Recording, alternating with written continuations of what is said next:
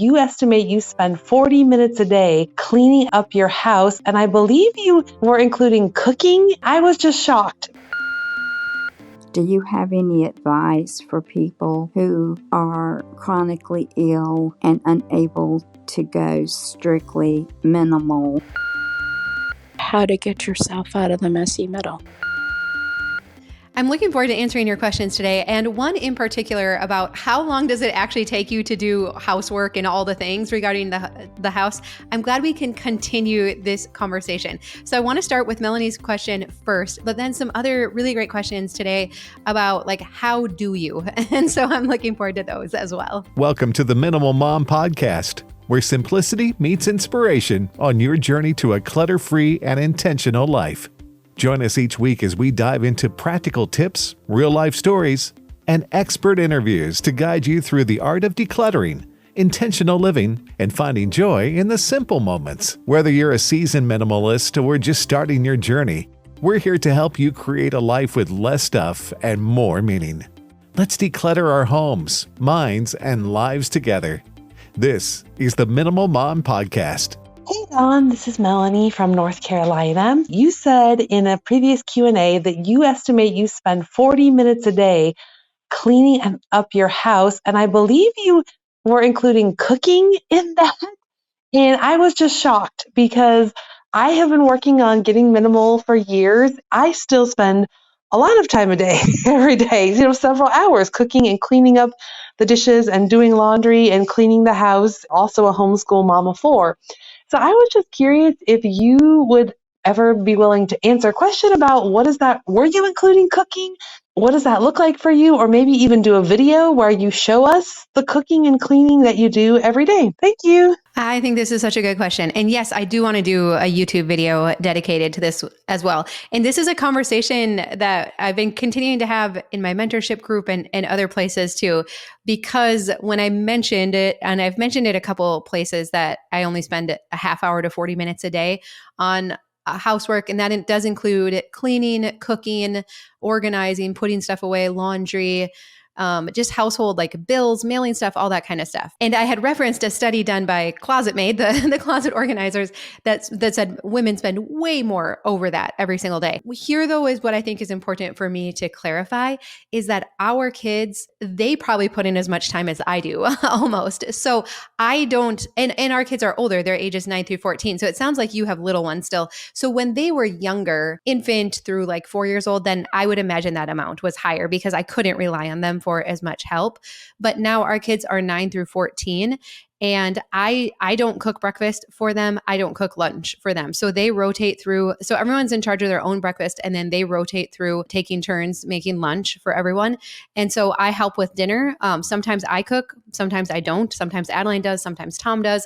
Our rule is whoever cooks doesn't have to clean up. So then someone else will jump in and clean up. Each of our kids, I've shared this before, so I don't want to like reiterate all of it, but they have a different area in our house that they work on. So Adeline has the kitchen, Maggie does laundry, Corbin has the entryway, living room, and around their desk area. And then Gage does the bathrooms. So I don't do any of that stuff. The kitchen is usually the main area that I help with, whether it's cooking or cleaning.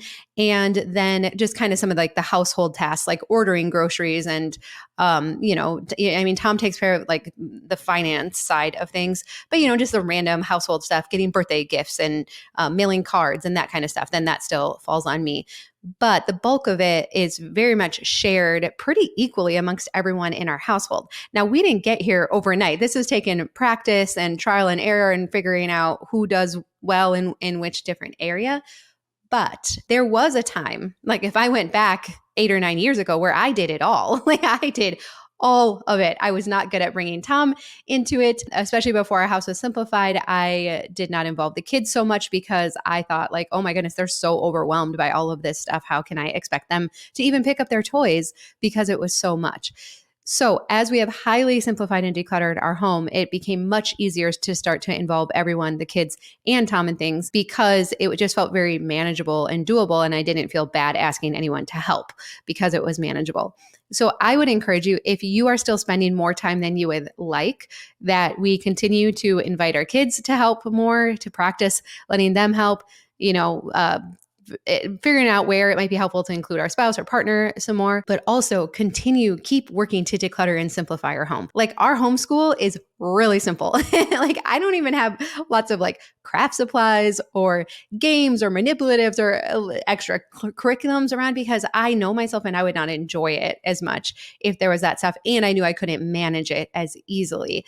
And so if any area of your home or your day where it's like, oh, this still just like, I get that like, ugh, I have to do that kind of feeling, look and say, could I reduce the inventory in this area even further?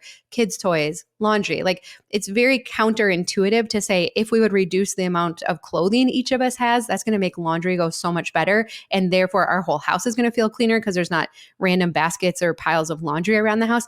That is still pretty counterintuitive for most of us, or that, reducing the number of dishes. So everyone in our house has to load the dishwasher or wash dishes after a meal. Again, for some that would feel like, well, that feels like it's creating more work, but unless you have tried it, you might not realize that it actually creates this like self-sustaining ecosystem in your house where it's just like becomes very second nature for everyone to, wash their dishes or to make sure their bath towel gets in the laundry if they want to have a bath towel again for the next day. So by continuing to limit the inventory, I feel like that is what really makes it possible for that time that I spend each day to stay very minimal and for it not to like begin to expand again. And anytime it does feel like it's starting to expand, or I have that like, oh, I don't want to do this. I don't want to clean the kitchen. I'm like, ooh, I bet that's a sign that inventory has crept up, because actually like I enjoy maintaining our house now and keeping it picked up and tidy and cleaned, and and it's not a big deal at all to involve the kids because we have practiced that.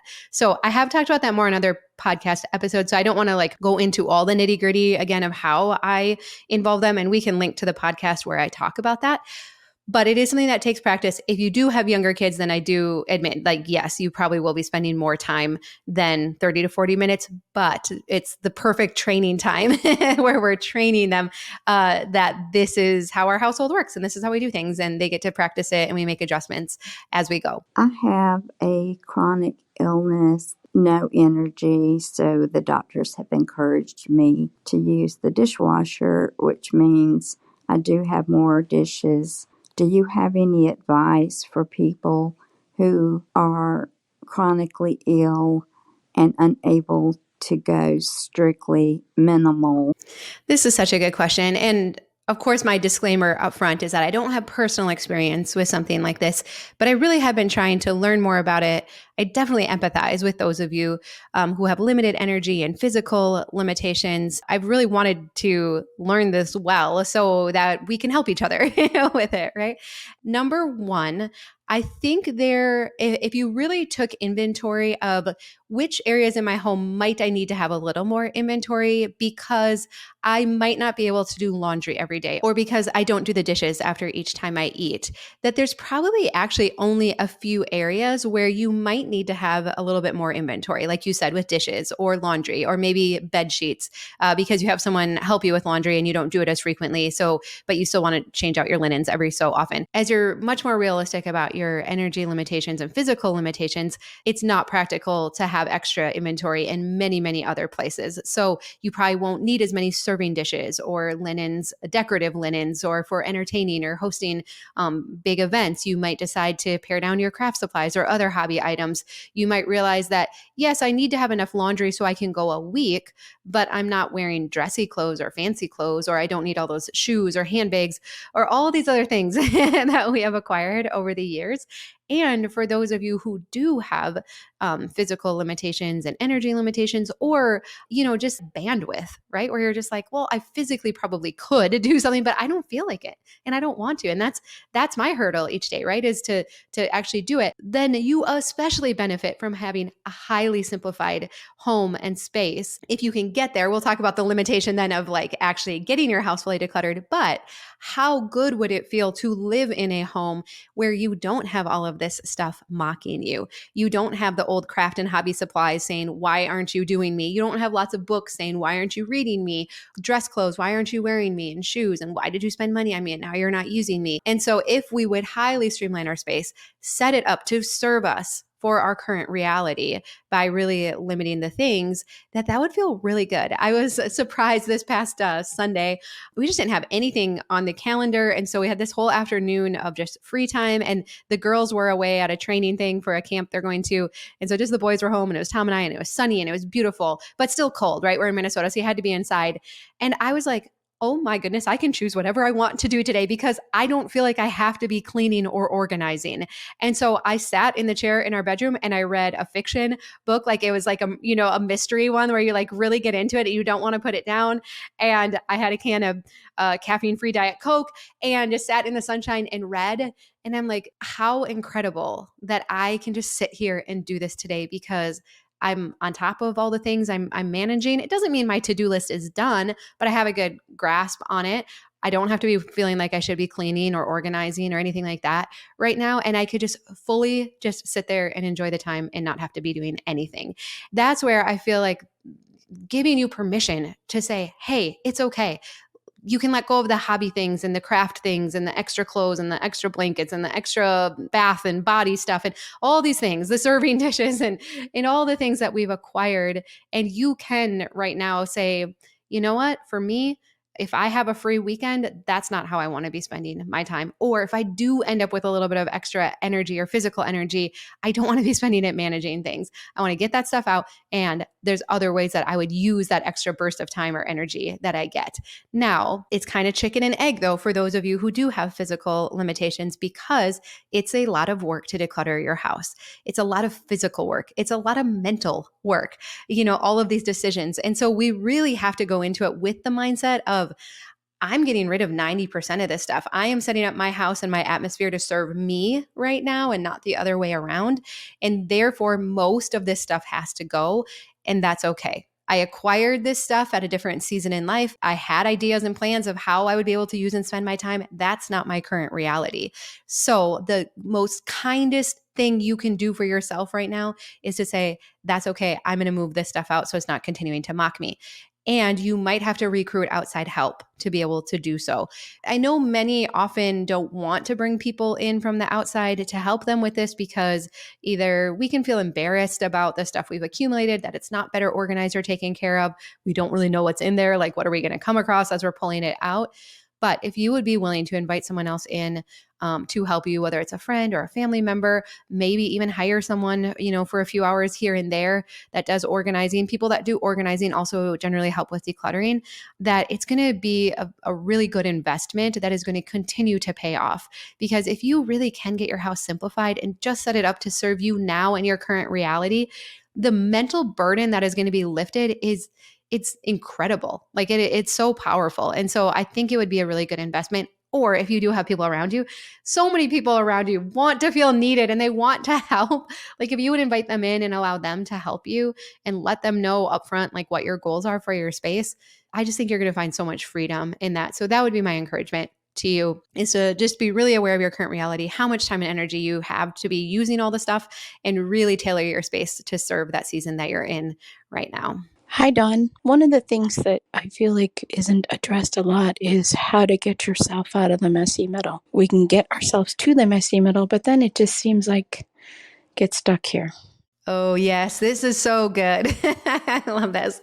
Oh, we can all get ourselves into the messy middle, right? So when you're decluttering your home, we like often there's kind of we call it like a success path, like a path we go through. So in the beginning, you're excited and you're like, yes, I want to live simply. Maybe you don't want to like be an all out minimalist, but you're like, I see the value of having so much less stuff to manage. And so you're excited and you get started. And before you know it, you find yourself in the messy middle where you've made progress. You maybe even feel, I just remember feeling like I have made 84 trips to Goodwill. And yet I come back home and a day or two later, I look around and I'm like, but there's still so much more. There's so much more. And so we get to this point where we start to feel discouraged. We're like, am I even making any progress? Meanwhile, we still have to do all the daily upkeep of our house, right? We have to clean and cook and do all those things. And so it can feel very discouraging. So here's always what my struggle is that I'm not trying to sell you anything. I try to offer as many free resources as possible. But sometimes we need extra support around us and we can't always do it all on our own. So some of the best ways that we have come up with to offer that to you is like our Take Your House back course. We'll be doing another all day declutter the end of April. So we'll start talking about that again in April. Also, I have our mentorship group. It's $15 a month, but in there, we do body doubling. We do challenges. Every week we do a weekend challenge. Like this past weekend, we did the time lapse tango where we use the time lapse feature on our cell phone, and you picked an area and then you like went all in for 5, 10, 15 minutes and you did a time lapse, and it's so gratifying to watch it back. We do scavenger hunts. We do, we're focusing on sentimental items this month. So we have different focuses. We do challenges. We body double. Body doubling is huge. So I can offer that virtually. Like I said, it's like $15 a month. I'm not trying to sell you anything. If you have someone in your natural context that can help you, not even physically help you, if they can just provide some accountability, a date and time on the calendar where you can body double with them, it is huge. Body doubling is one of the most effective tactics that I'm learning from everyone that I get to work with. They're like, it's all about the body doubling. It's body doubling. It's having someone else alongside you. Now, I think you can even body double with older kids. Your spouse can be hit or miss. For some people, that's encouraging. You want to make sure your body double, it's like a positive experience. And again, when I mean body doubling, it's just simply working alongside someone else. They don't even have to be working on the same thing as you, and we can do it virtually. So that's why a lot of people will put on YouTube videos in the background.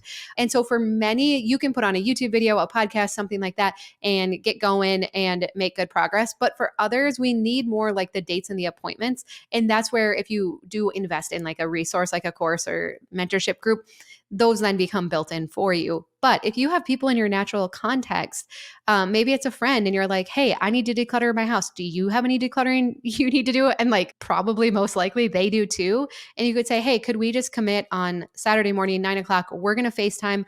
I'm going to work on this space. Define what it is you want to work on and for how long, what your goal is for that space. And then you can work on your space.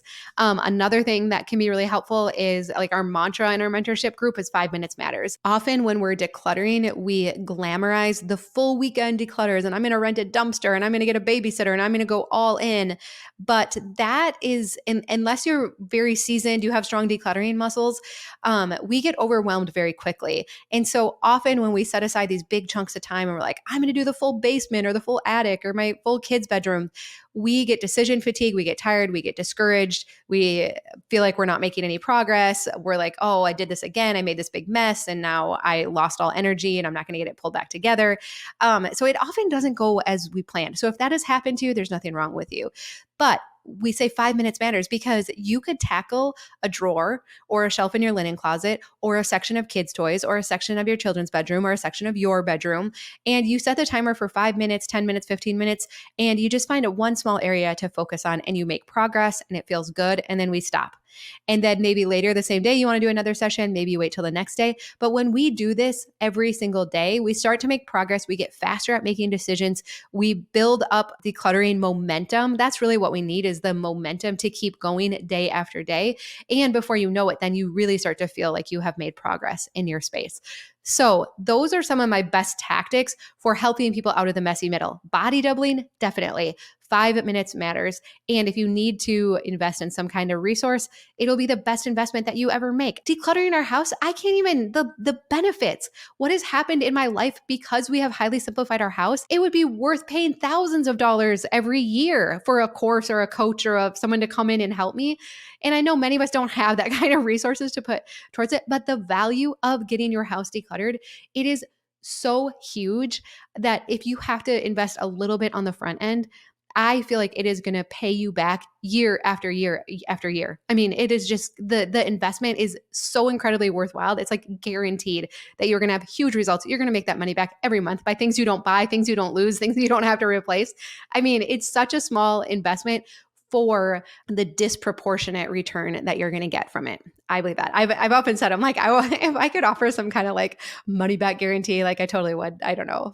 I don't want to get myself in trouble, but it will continue to pay back over and over and over again. Hey, Dawn, Andrea here. I want to ask you a question about living spaces as kids get into teen years. We also have a very small house at 1,500 square feet. I want to be that house that my kids' friends can come and hang out at, but I'm wondering how that's possible when we know that we only have one living space. So does that mean parents and siblings stay in our bedrooms so that the kids have time in the living room by themselves? We've run into this definitely with our house too, that it's like if any of the kids are having friends over, like they kind of get the main living areas of the house, right? That kind of becomes theirs because there's not enough room in their bedrooms either. And so I think it's important to remember, well, depending on the span of your kids' ages, I look at it, I'm like, this is actually a pretty short season in our life where we'll have to juggle this and figure it out. And so, yes, we generally then, like if Adeline is having friends over, either like we'll send the boys down to my parents' house, or it is like, hey, you're going to go in our bedroom and watch a show or do something in there. Or, I mean, if it's nice out, you'll go outside. I think it can also be helpful to create like a hangout space outside. Often when Adeline goes to like friend's house, they'll just have a fire outside, even if it's like, so if it's cooler out, they can hang out outside. You can watch movies outside. I mean, there's so much that can be done outside now, depending on where you live.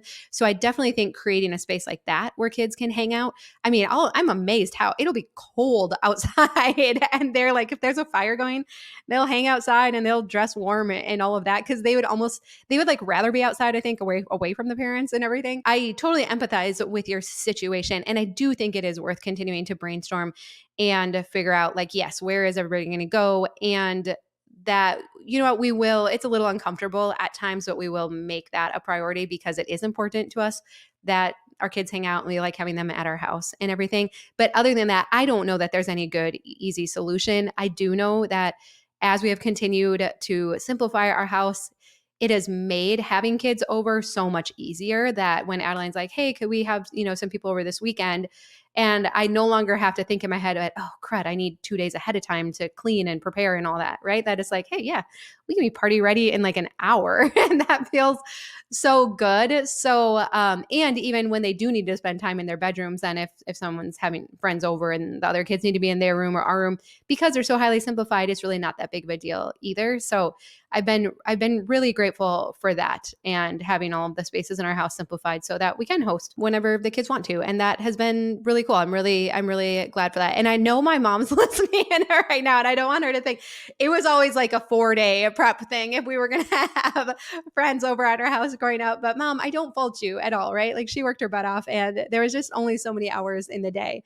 And so this is in no way me getting down on my childhood or anything like that. I just see the value in it now that it's much easier to have people over, but now that it doesn't take so long to prepare. So I have a question on books. We have 4 kids, we homeschool them. Is it better to keep the books or get rid of the books and just go to the library so you don't have all these books sitting around that you really don't read a lot of? So this is where all the other homeschooling moms will stop following me and like disagree with me.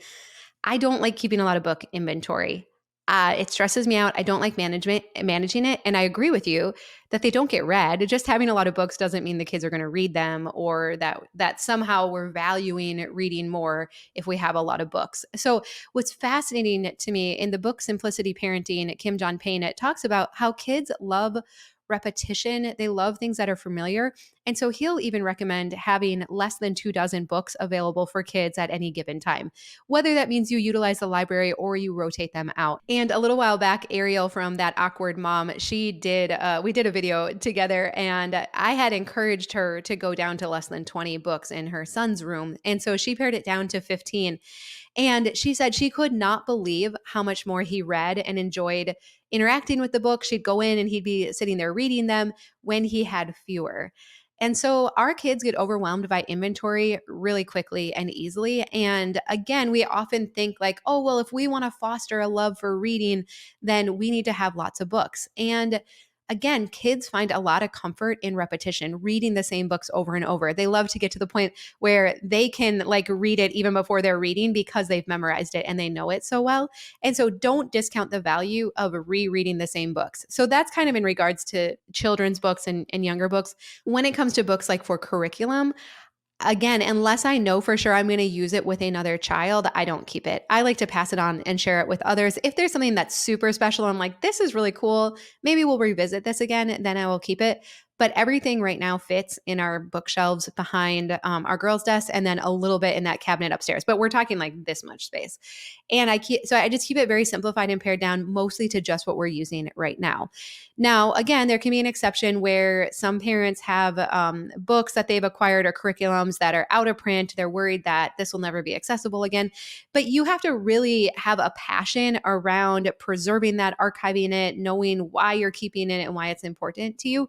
And for me, I don't have that kind of value for it. And so I've decided for myself that I'm not going to try and archive all of the out of print things or things that might become scarce in the future. That's just not my priority. It's not where my passion lies. And therefore it felt very overwhelming to me to try and manage that. And so that's where I want to give you permission to manage as much book inventory and curriculum inventory as you can manage. Like, if I'm so stressed out by all of the books and like I'm feeling anxious because our homeschool space is cluttered and there's all this curriculum and all these books, well, that's kind of counterproductive to the environment I'm trying to create in my homeschool. And so, do I have the capacity and the bandwidth to manage and archive and to keep track of all of this books and curriculum? And if you do and you love it and you enjoy it, that's awesome. If not, we might have to let it go or let some of it go. And that can be hard. I know homeschool moms get very attached to books. Some of you who are teachers or former teachers get very attached to books. But again, we have to be very realistic about how much time and energy am I willing to dedicate to managing books and those types of things, day in, week out, week in, week out, all of that kind of stuff. And for me, I really enjoy homeschooling more when we have a very low inventory. I feel like my kids are more focused and they enjoy it more with low inventory. There's many different methods and ways to homeschool, but for me, that is what works best.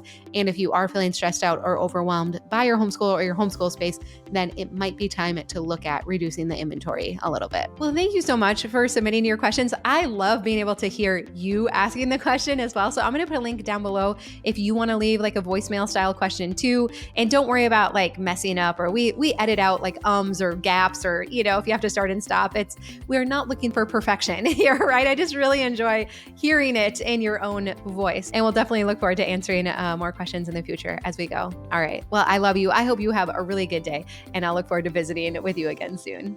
Thank you so much for joining us today.